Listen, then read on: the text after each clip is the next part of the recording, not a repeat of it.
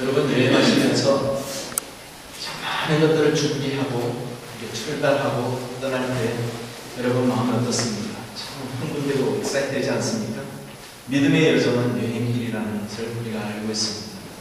저도 한 몇 년 전에 우리 가족들을 데리고 함께 동부를 거쳐서 쭉 올라가면서 옛날에 신혼여행 갔던 캐나다의 동부에 있는 작은 섬에 가려고 계획하고 준비하고 떠났습니다. 신혼여행 갔을 때도 그랬어요. 나중에 우리 애 나면 여기 한번 가보자. 그랬던 적이 있었습니다. 그래서 캐나다로 가려고 준비를 만면의 준비를 다 해서 중간에 어디 뉴저지에서 우리 제자 집에서 자고 또 올라오면서 뉴햄스에서 제 제자 집에 들려서 또 만나서 교제하고 자고 또 중간중간에 어디를 들리고 쫙 준비를 다 하고 또 메인 쪽에 가서는 국립공원 가서 텐트 치고 야영해야지 해서 어떤 텐트도 마련하고 딱 준비를 다 했어요.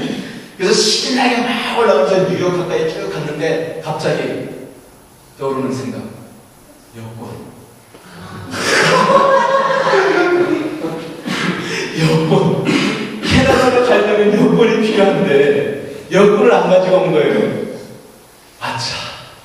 다 준비했는데 다 준비해놓고도 다 확인을 못하고 점검을 다 철저하게 못하다 보니까 빠뜨린 게 있더라고요.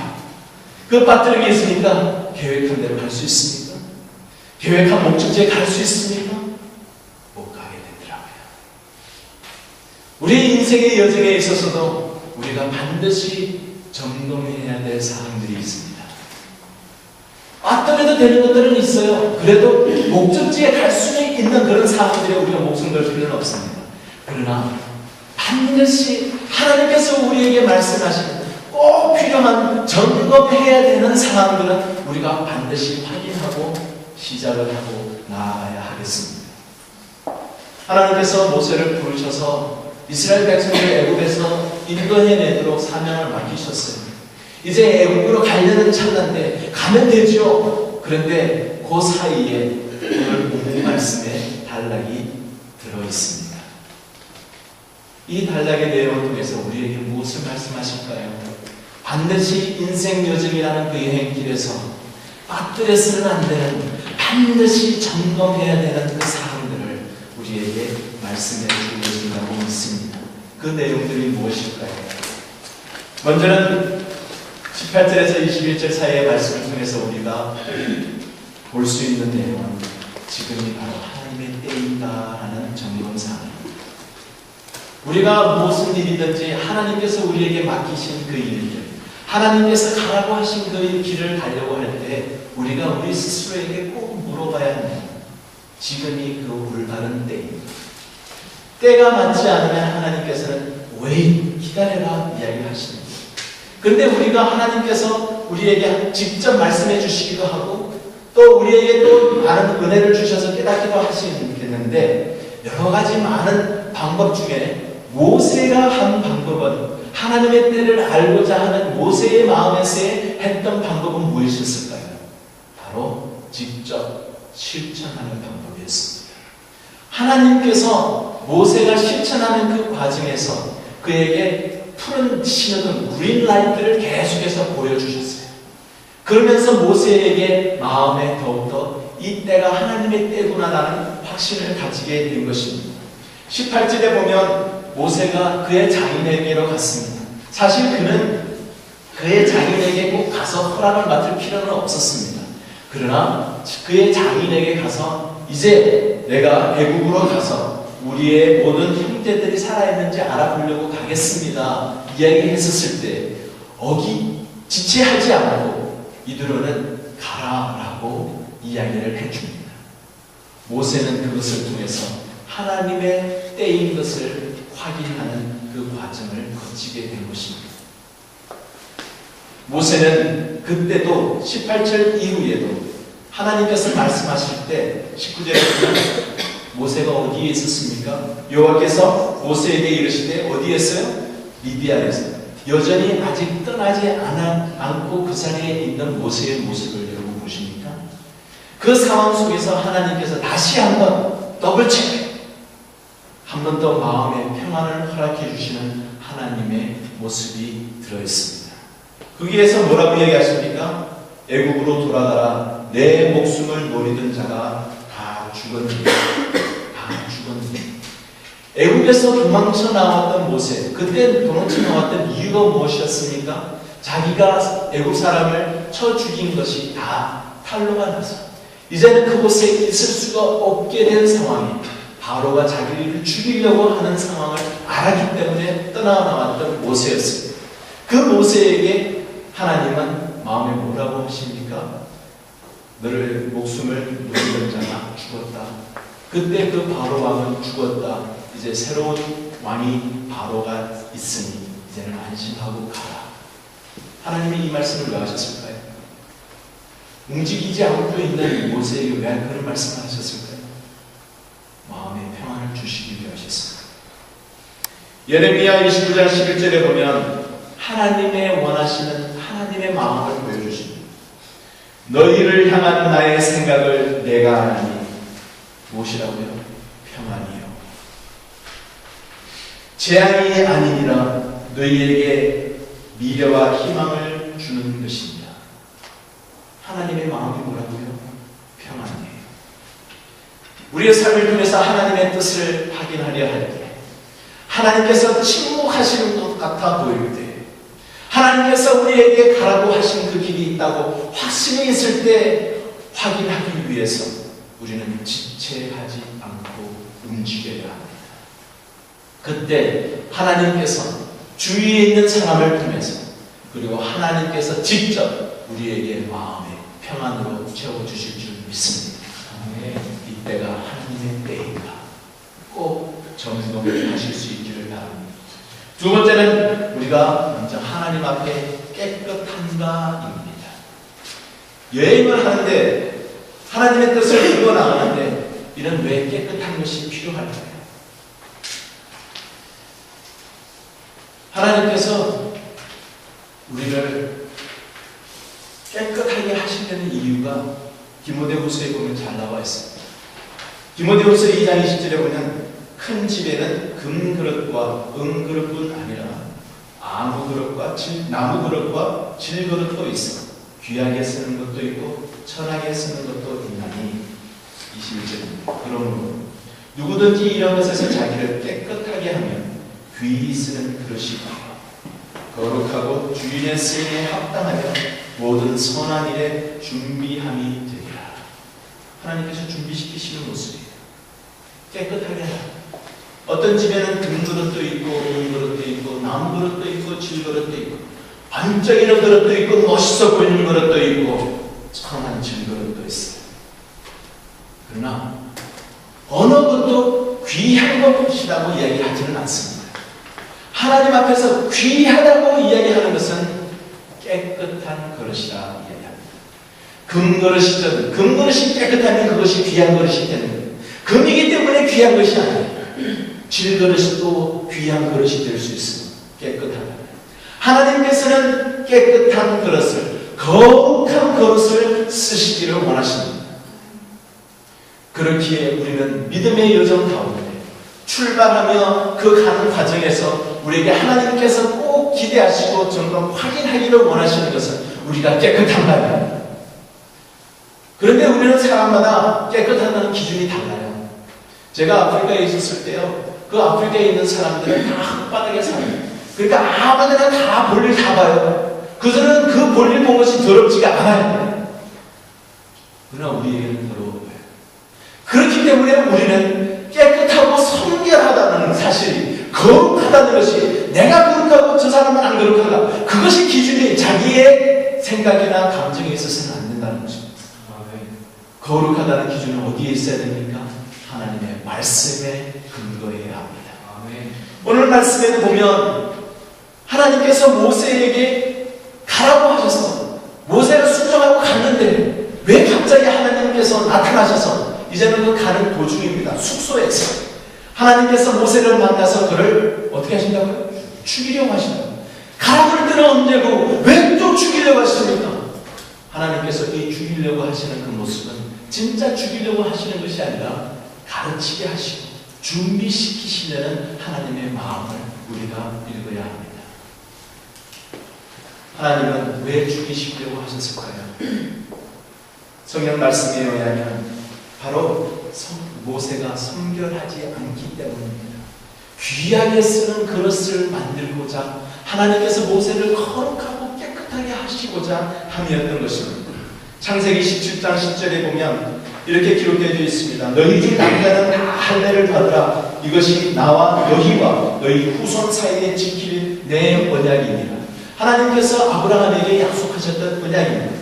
그것은 바로 할례에 대한 이야기입니다. 그 할례가 적용되는 그 대상은 누구냐 하면 나와 너희와 너희 후손 사이에 세우는 언약이다.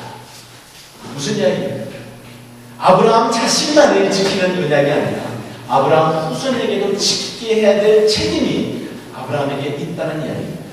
모세가 하나님의 백성으로서 하나님의 그 언약을 깨닫고 알고서 자기가 하나님의 자녀로서 할례 받는 것뿐만 아니라 그 후손에게까지도 그 자손에게까지도 행하게 하려는 책임이 모세에게 있었던 것입니다.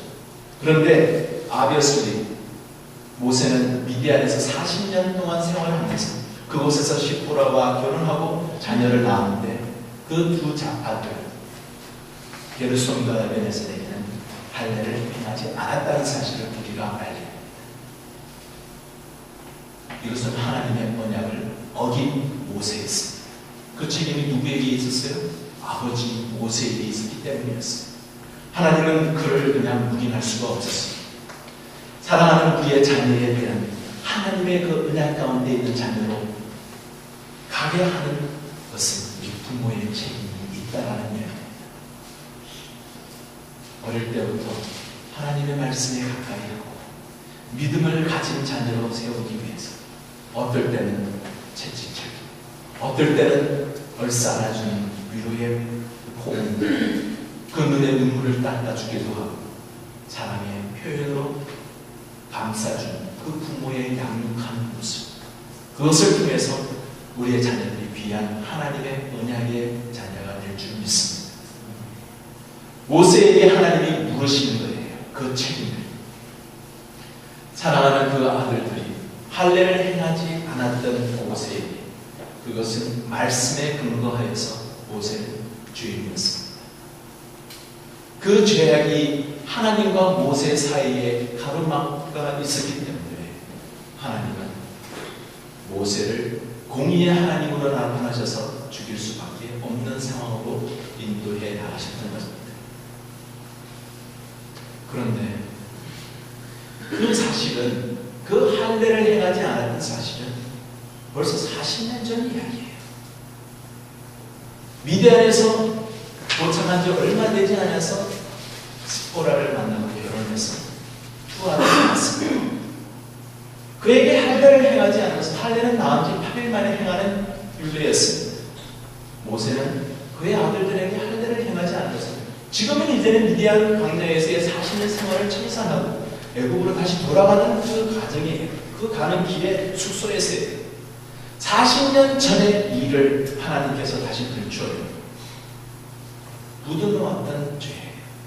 하나님은 우리에게 우리 속에 묻어놓았던 죄까지도 해결하기를 원하십니다.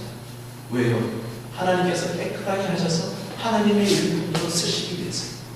혹시 여러분의 마음에 묻어놓았던 아무에게도 이야기하지 않았던 은밀한 죄, 그것까지도 하나님은 드러내고 하나님 앞에 회개하며 해결받기를 원하십니다.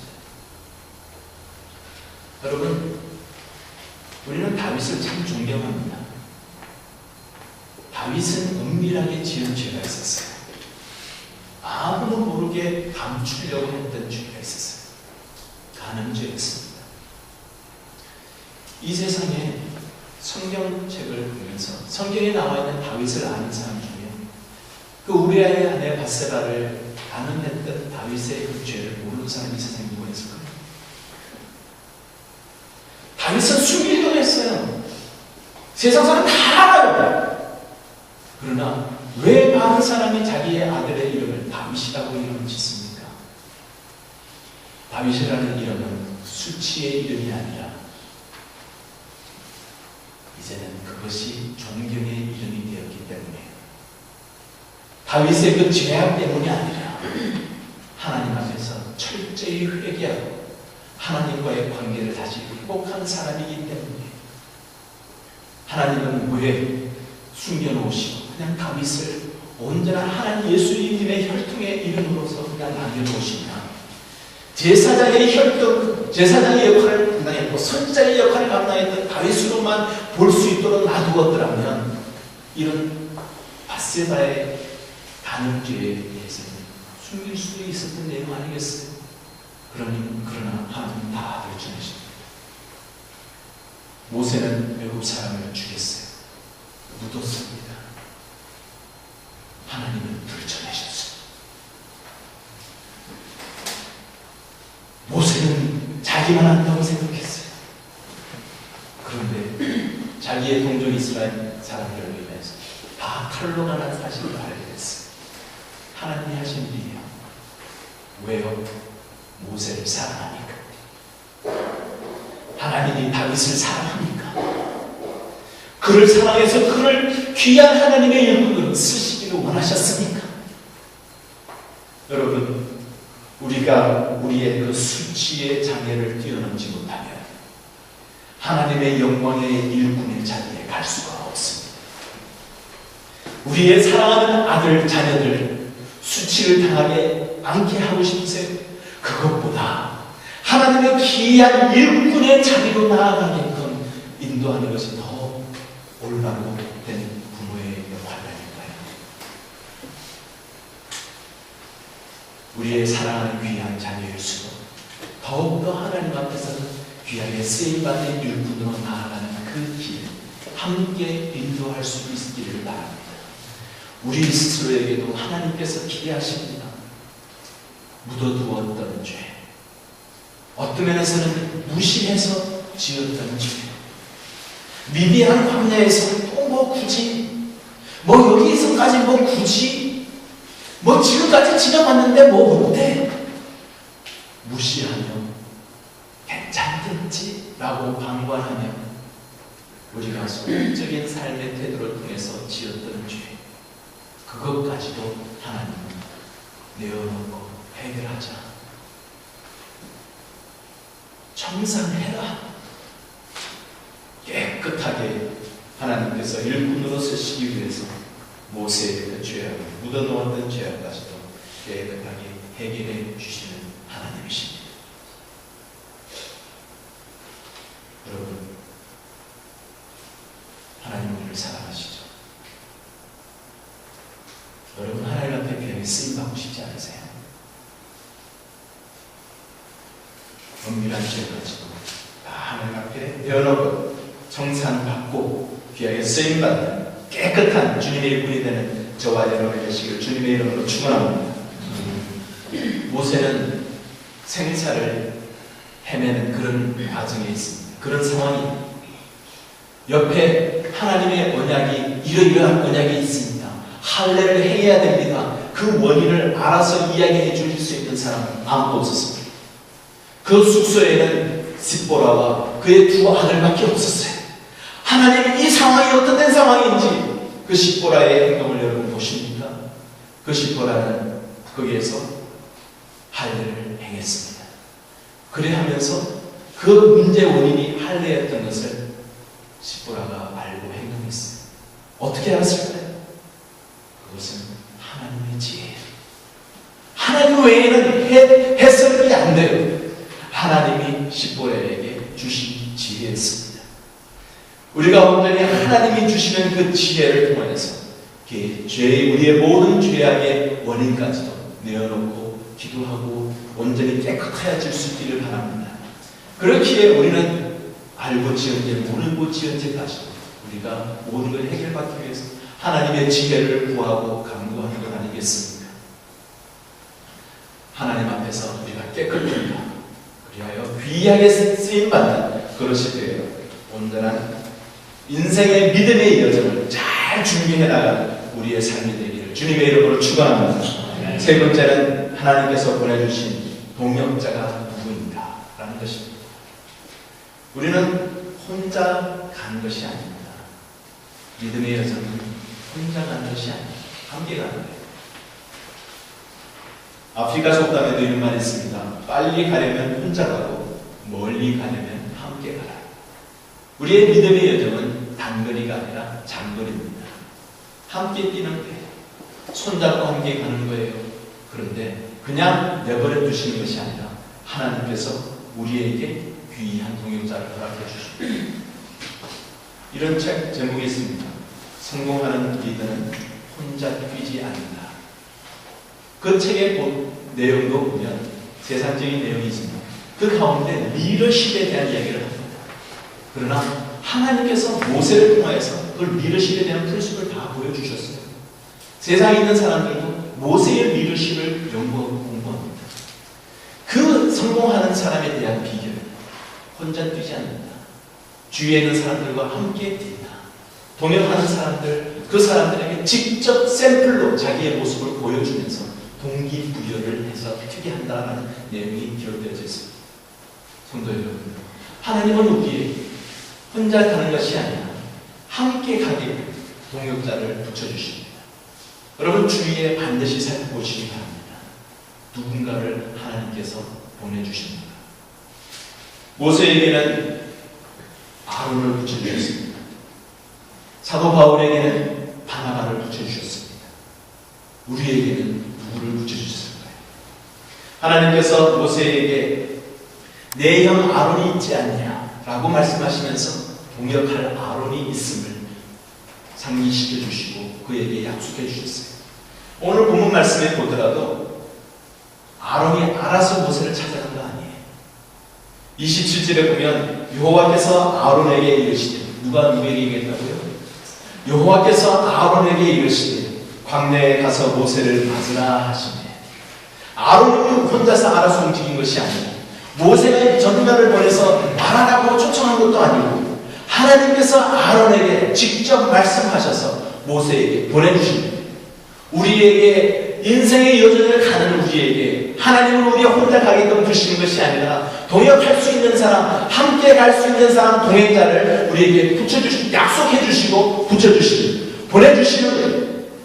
그래서 항상 주위에 있는 우리의 동역자, 귀한 만남을 통해서 허락하시는 사람들을 꼭 확인하실 수 있기를 바랍니다. 그런데요, 우리가 우리 마음에 꼭 드는 사람, 동역자 찾지 마세요. 그런 사람 없습니다. 모세와 아론 한번 보세요. 아론이 퍼펙트한 사람이었어요. 그 사람으로 인해서 금송아지 우상하는데 이스라엘 백성들이 죄를 짓도록 했던 사람이에요. 바울과 바나바 보세요. 어떻게 합니까? 갈랐었어요. 그러나 아론을 통해서 하나님은 하나님의 계획하신 귀하신 뜻을 이루셨습니다. 바울과 바나바를 통해서도 100% 확답한 꼭 맞는 그런 동역을 아니었지만 그 가운데서 하나님은 하나님의 귀하신 뜻을 이루었습니다. 그것이 바로 선입니다. 하나님이 말씀하시는 선한 뜻, 그 가운데 뭐가 있어요? 갈등이 있다는 거예요. 부딪힘이 있다는 거예요. 충돌이 있다는 거예요. 어려움이 있다는 거예요. 의견 다툼이 있다는 거예요. 서로 다른 거예요. 오늘 기도하시면서도 이야기하셨지만 다른 것이 틀린 것이 아니에요. 다르지만 그 가운데서 서로가 인정하면서 성장을 합니다. 제프 고인이라는 사람이 쓴 난파라는 책이 있습니다. 그 책에 보면 뭐라고 이야기하냐면 우리는 아무런 염려와 걱정이 없는 것을 행복이라고 착각합니다. 그래서 그것을 자꾸만 추구하려고 합니다. 그러나 자세히 우리가 돌이켜보면 우리의 삶 속에서 가장 성장하고 성숙했고 행복했던 순간은 그 가운데 어려움이 있는 순간들이었습니다. 여러분, 우리에게 염려가 없고 걱정이 없는 것이 행복이 아니라는 것입니다. 거기에서 사람은 행복을 느끼도록 하나님이 만드시지 않았습니다. 우리는 성장하면서 행복을 느끼게 만드셨습니다. 성숙하면서 하나님께서 우리가 성숙하면서 거기서 만족하고 행복을 느끼도록 만드셨어요. 성도 여러분, 동역자를 하나님께서 붙여주실 때 어떠한 동역자를 만나든지 그것은 반드시 하나님의 뜻이 이루어지기 때문에 그래서 하나님께서 합력하여 선을 이룬다고 말씀하시는 거예요. 어떠한 동역관계도 잘못된 관계가 없습니다. 여러분, 평생을 같이 살아오는 부부관계도 항상 의견이 맞지 않고 생각이 왜 저렇게 다른지 느끼는 날이 하루 이틀이 아니지 않습니까? 그거를 보더라도 우리의 삶 속에서 항상 하나님이 붙여주신 그 동역자의 삶을 통해서 우리에게 귀한 성숙과 성장이 이루어지고 그것이 행복이 하나님의 귀하신 선한 뜻만 이루어지는 그것을 인하여 우리에게 하나님께서 쓰신 영광된 자리를 인도하신 줄 믿습니다.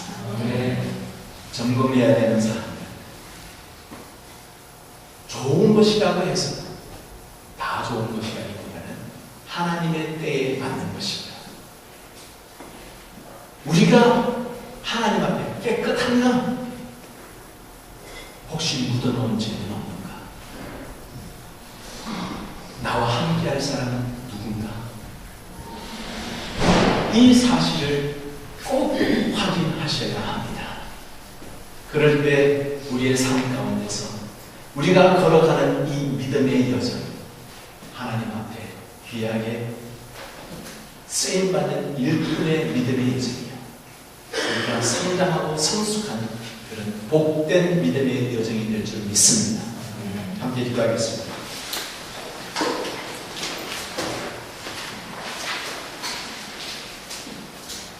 이 시간 함께 기도하기를 원합니다.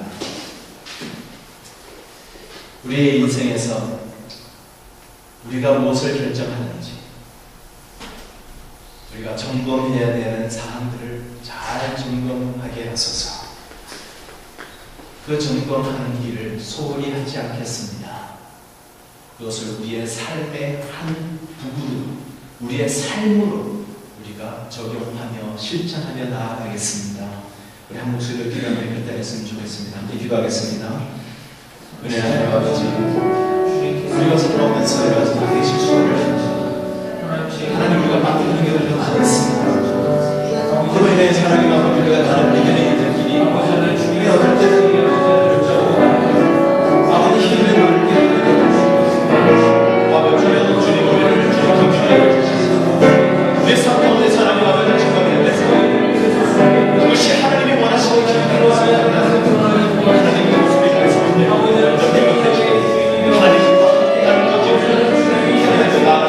도와주시옵소서. 하나님, 우리 교회가 가는 여정이 있습니다. 하나님, 이 여정을 통해서 하나님 앞에 우리가 하나님 문화가 나아가게 하여 주시옵소서. 아버지, 오늘 이 시간 주의 삶에서 가져갈 수 있는 우리 소원합니다. 또 하나님 아버지, 다른 곳에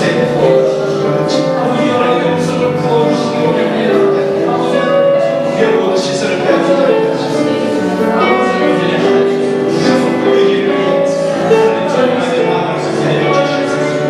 아버지여, 우리의 믿음을 주님 손잡고 나가게 해주시옵소서. 주님이 원하시는 그 순간까지 하나님과 달려가야 될 이 길을 하나님과 달려가게 해주시옵소서. 감사합니다. 하나님 아버지, 우리의 깨끗하게 해주시옵소서. 하나님의 쓰임받고 하나님의 사랑하시는 하나님의 순결하게 되고 나아가주시옵소서. 아버지여, 우리에게 붙여주시는 모든 사랑 가운데서 하나님의 사랑의 하나님 아버지, 우리를 너무나 사랑하셔서 우리를 택하셔서 주님의 일꾼으로 쓰시고자 그 믿음의 여정의 길을 가게 하시니 감사합니다. 그 과정에서 꼭 점검해야 될 부분들을 점검하며 온전한 그 믿음의 여정을 얼마나 하나님 보시기에 깨끗하고 온전하게 다 달려가고 그래야 주님 앞에 설 수 있도록 주님 축복하여 주시옵소서. 감사합니다. 예수님의 이름으로 기도했습니다. 아멘. 같이 일어나셔서 마지막 찬송 함께 부르시겠습니다.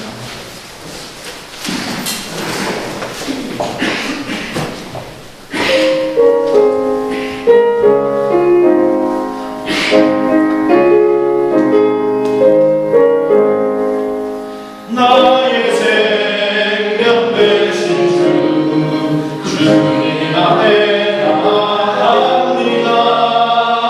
주의